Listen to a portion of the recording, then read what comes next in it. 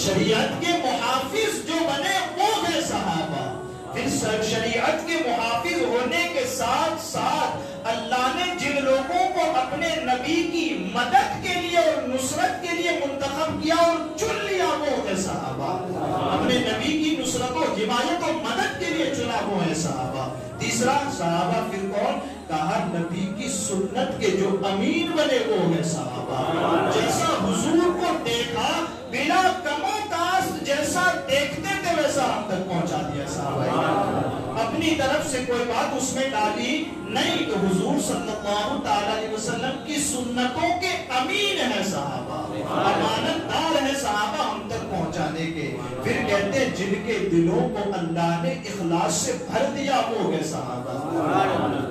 جن کے دلوں کو رب نے اخلاص کی دولت، خلوص کی دولت، للہ کی یک کی دولت سے بھر دیا وہ ہے صحابہ.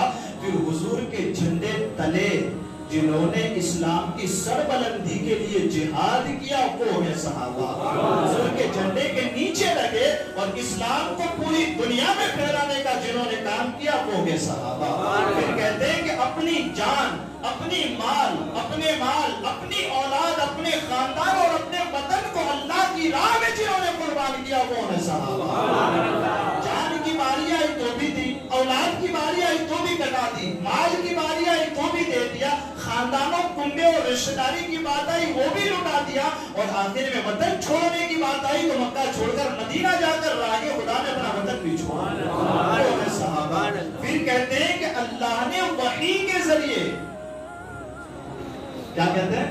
اللہ نے وحی کے ذریعے جن سے راضی ہونے کا اعلان فرما دیا وہ ہے صحابہ. رضی اللہ عنہم ورضوا عنہ. اللہ تبارک و تعالی محبوب تیرے صحابہ سے راضی ہے اور تیرے صحابہ تیرے رب سے راضی ہے. اور پھر اس کے بعد جنت و حسنہ کا وعدہ فرمایا وہ ہے صحابہ. اور آخر میں فَبِأَيِّهِمْ اقْتَدَيْتُمْ اهْتَدَيْتُمْ. قیامت تک آنے والوں کے لیے جن کو ہدایت کا نمونہ اور مثال بنا دی وہ ہے صحابہ. اب ایمان لانا ہے اپنی مرضی سے مت لانا، اب ایمان لانا ہے اپنے چاہنے اور اپنے سوچنے کی طرف سے مت لانا. میرے محبوب کے صحابہ کو دیکھنا جیسا